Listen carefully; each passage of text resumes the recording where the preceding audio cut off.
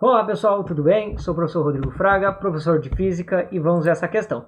Mas antes não esquece de curtir o vídeo e se inscrever no canal, certo? Mas bem, vamos lá.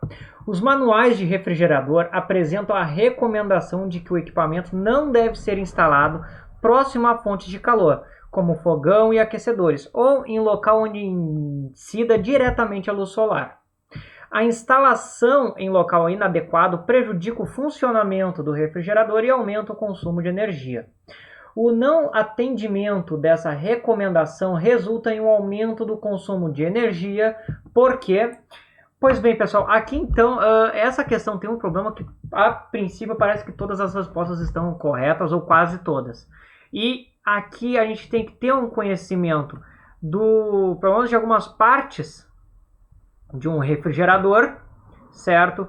E ver todas as alternativas inicialmente. E depois pensar, vamos dizer assim, na mais certa, na que vai acontecer. Ok?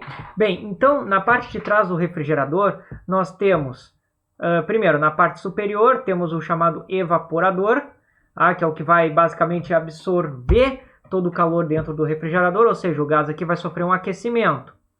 Depois ele passa, tem aqui o chamado tubo capilar, e depois ele passa por uma região que é a serpentina, a gente chama, que é o condensador, que é aquela parte gradeada, aquela grade que tem logo atrás da geladeira, né?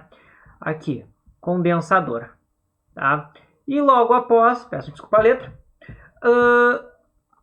é ejetado para dentro, é ejetado para uma peça chamada compressor, ok? Que vai basicamente, né, como o próprio nome já diz, comprimir para ser ejetado novamente e fazer todo o ciclo, certo? Esse compressor, ele funciona devido ao motor que é ligado diretamente na tomada. Então, quando ele fala em consumo de energia, a gente tem que pensar o que acontece com o motor para gastar mais energia, certo? Bem, obviamente a gente pensa que ele tem que trabalhar mais. E o motor ele é ligado justamente para acionar o compressor. Então a gente tem que pensar em que a nossa resposta tem alguma coisa a ver com o motor ter que trabalhar mais, vamos dizer assim, para fazer com que o compressor funcione adequadamente, com o intuito de manter a temperatura do refrigerador, né, a temperatura que a geladeira é programada para manter. Certo? Supor aqui aproximadamente menos 2 graus Celsius, certo? Algumas geladeiras fazem menos, pegando um valor aqui de exemplo, certo? Então, vamos observar, olha só. A letra A diz que o fluxo de calor, né, o aumento de energia se dá por causa que o fluxo de calor por condução no condensador sofre considerável redução. Essa palavra considerável dá uma margem aqui para a gente conseguir descartar essa alternativa, porque a gente não sabe qual é os valores de temperatura externa que eu posso ter. Então eu não posso falar de considerável, né? Eu poderia falar, pode sofrer redução, na ideia de uma suposição, uma opção, né? Mas essa afirmação aqui pode descartar a letra A por causa disso, né? Porque o que acontece? Como o gás sai aquecido do evaporador, pois ele retirou o calor de dentro do refrigerador, ele vai ser dissipado pelo condensador. Então aqui a gente vai ter dissipação de energia.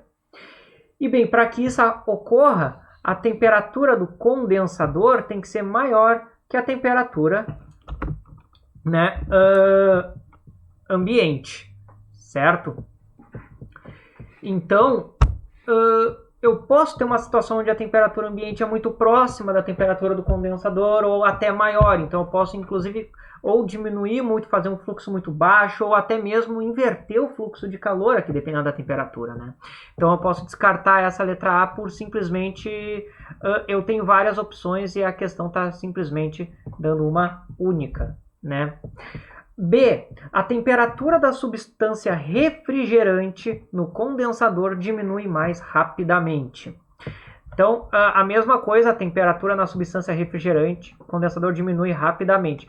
Bem, se isso acontecesse, na verdade, ia ser mais fácil para a geladeira fazer o trabalho dela, né? Ou seja, em dias mais frios, onde a temperatura ambiente é menor ainda que a temperatura no condensador, eu tenho um leve aumento da eficiência da geladeira. Isso aqui, na verdade, daria uma redução no consumo de energia. certo? Fluxo de calor promove significativa elevação da temperatura no interior do refrigerador. Novamente, a palavra significativa elevação, né? Eu não posso afirmar porque eu posso ter simplesmente um aquecedor a uma temperatura leve, certo? Eu posso ter um forno aberto ligado aqui perto, ele não especifica quanto é o aumento de temperatura que tem próximo ao refrigerador, né? Então eu posso excluir justamente pela essa palavra significativa, né? E o outro ponto importante é que justamente a geladeira, ó, pensando no motor, ele vai trabalhar de forma a tentar manter sempre essa temperatura.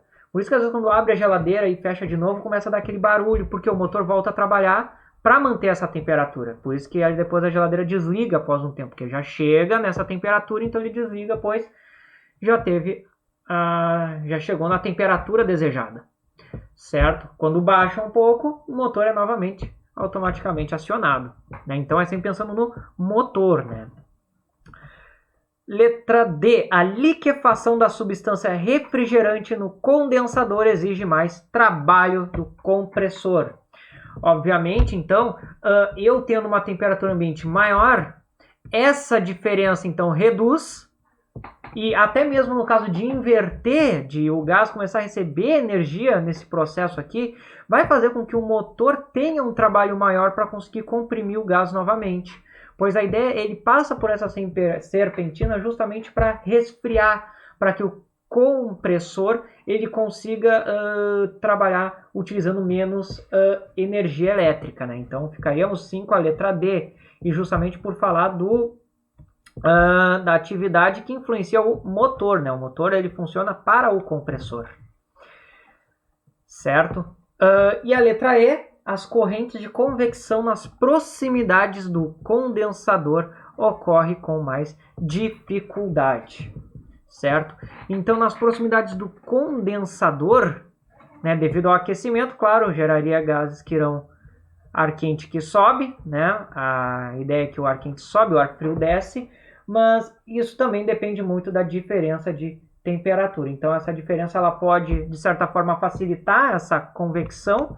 Se eu tiver uma temperatura ambiente que ultrapasse, por exemplo, a temperatura do condensador, vai acontecer correntes de convecção, porque depende da diferença de temperatura entre os dois ambientes. Então a gente pode simplesmente inverter o sentido.